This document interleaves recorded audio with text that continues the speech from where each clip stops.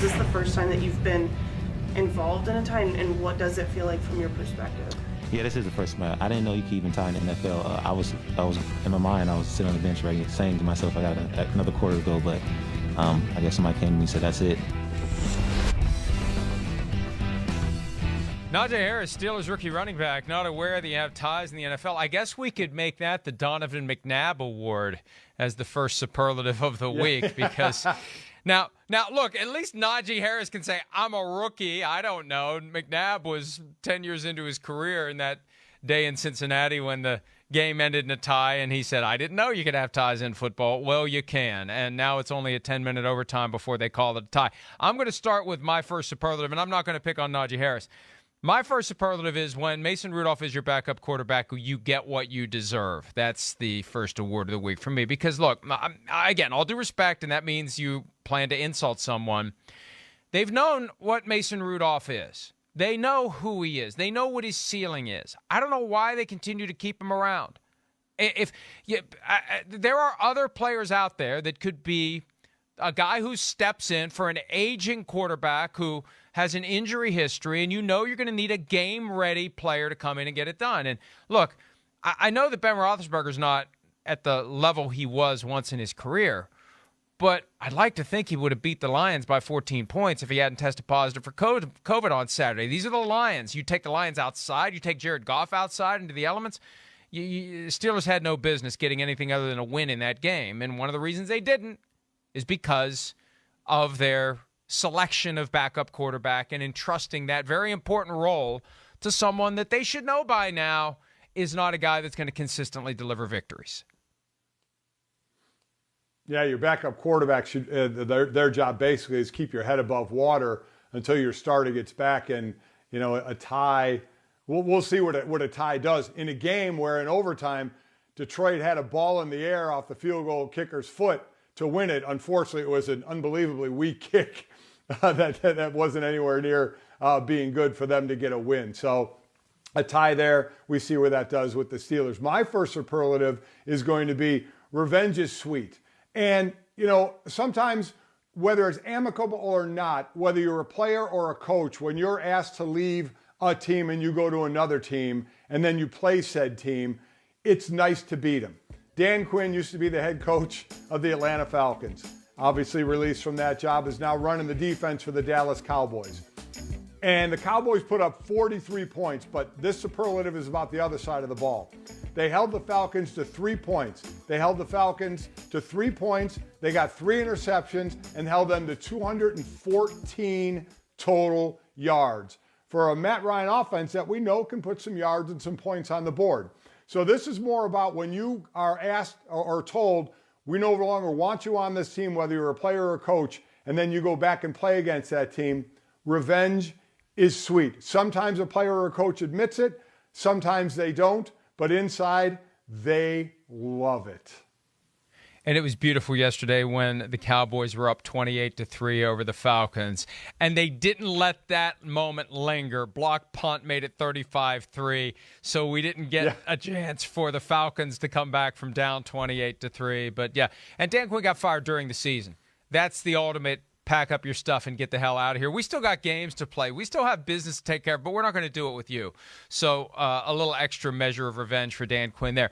Next one for me, the latest installment of This Is Why You Don't Draft Quarterbacks in Round 1 Unless You're Damn Sure They're going to be Hall of Famers. It's kind of hard to fit that on the plaque. Jonathan Taylor, the Colts running back, who was on fire yesterday early, second-round pick out of Wisconsin. The knock was too much wear and tear on him coming out of college. Well, what he's accomplished, he had 116 rushing yards yesterday in the win over Jacksonville. He is the 4th player in league history to register at least 100 yards from scrimmage and a rushing touchdown in 7 straight games.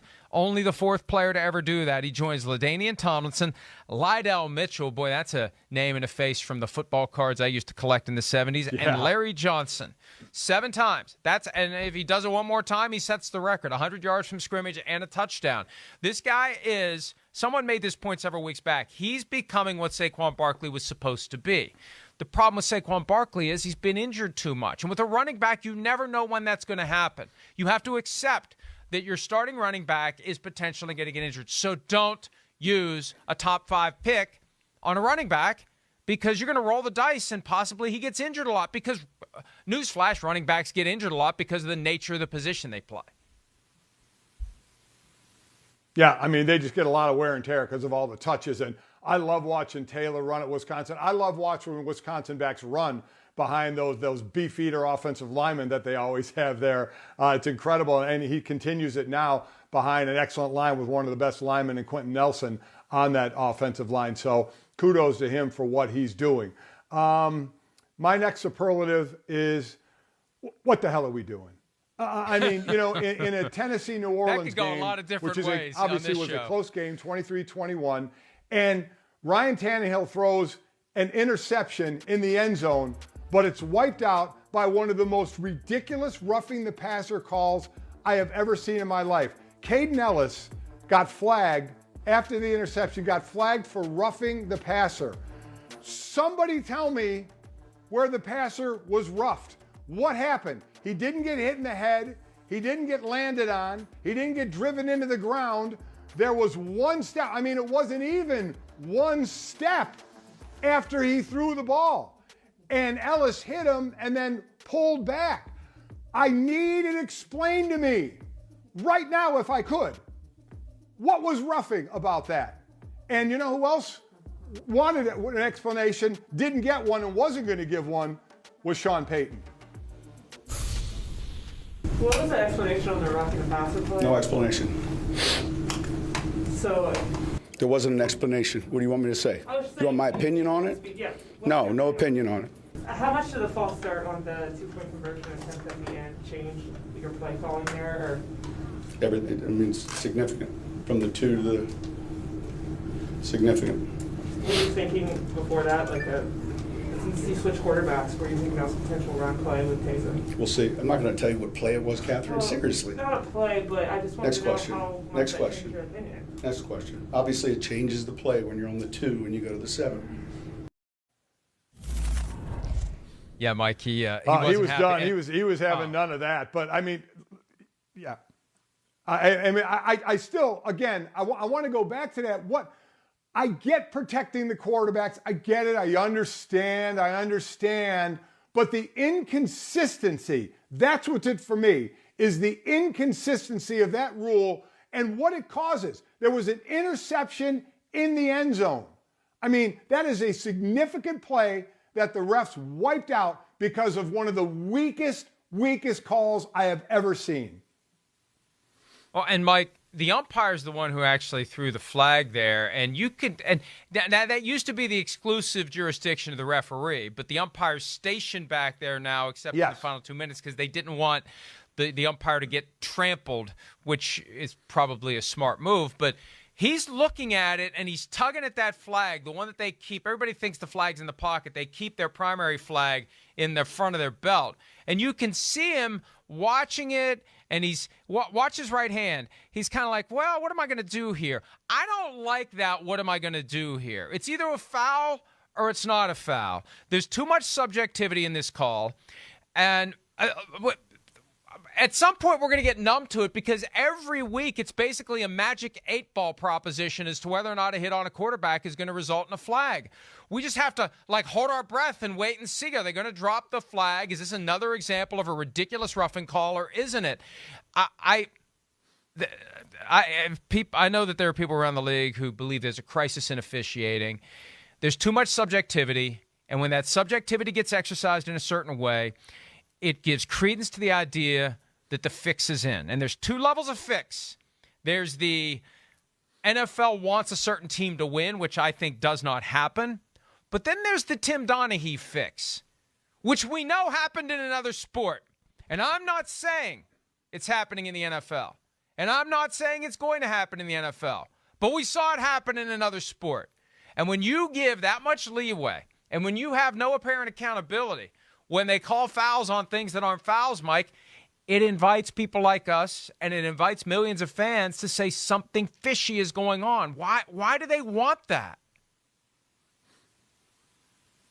Listen, I'm with you. And I don't know the answer to this because there are penalties in all sports that are going to be subjective. So how do you get around that? Does everything go to the eye in the sky? Does everything get reviewed? You know, we went through the year of reviewing pass interference, and that lasted for a year. And when that was going on, I was screaming, well, if you're going to do that, review some of these stupid roughing the quarterback calls, which they weren't going to do. So I agree, it invites, because, man, when I was doing radio and TV every week, we'd get a call or an email, or way back when, a fax. Oh, the fix was in because of this call. It does. It invites people to think that, to put on the tinfoil cap and to think that. And I get it. And I don't want to believe that, because I played in that sport and I love that sport, but I can understand why people think it, or when I just want to think it's a bad call. It's a call where they're told protect, protect, protect, and the flag comes out. It used to be, and it still is to a point, DBs make a hit and immediately you get up and you wait for the flag to come in. Now it's the exact same thing with a quarterback. You touch the quarterback, which is basically what Caden Ellis did, and a flag comes out. Now you're looking around and you breathe a sigh of relief when a flag doesn't get thrown by a referee. But it's just so inconsistent, and that was just such a horrible call. 2 quick points, and then we got to take a break, and I will make it quick. First of all, even if a call has subjectivity, there is a range of discretion that can be abused by the official. Just because it's subjective doesn't mean you can't get it completely and totally wrong. And we saw that yesterday, subjective call, but it was objectively wrong. Secondly, the NFL needs to create the impression that they're doing everything they can to get these calls right. The time has come for full-time across-the-board officials. Have access to these individuals 365 days of the year. During the week, they don't go back and practice law or go back to their plumbing supply shop like Gene Steratore has in Pittsburgh. No, or Washington, Pennsylvania, close enough. They know who we mean. But the point is, you have access to them all week. You have meetings all week, just like football players do. We're going to watch film today of bad calls, and we're going to make sure that we have the same standard that applies on every crew in every game when this happens. This is when a flag's proper. This is when a flag isn't. The teams do it all week long. If they could just do it with the officials all week long, think of how better the officiating could be. And frankly, it wouldn't be any worse. So why not go ahead and do it? You know why, Mike? You know why? Yeah. Well, and the same reason we got to take a break, because we got to pay the bills. Money. They got to pay the bills.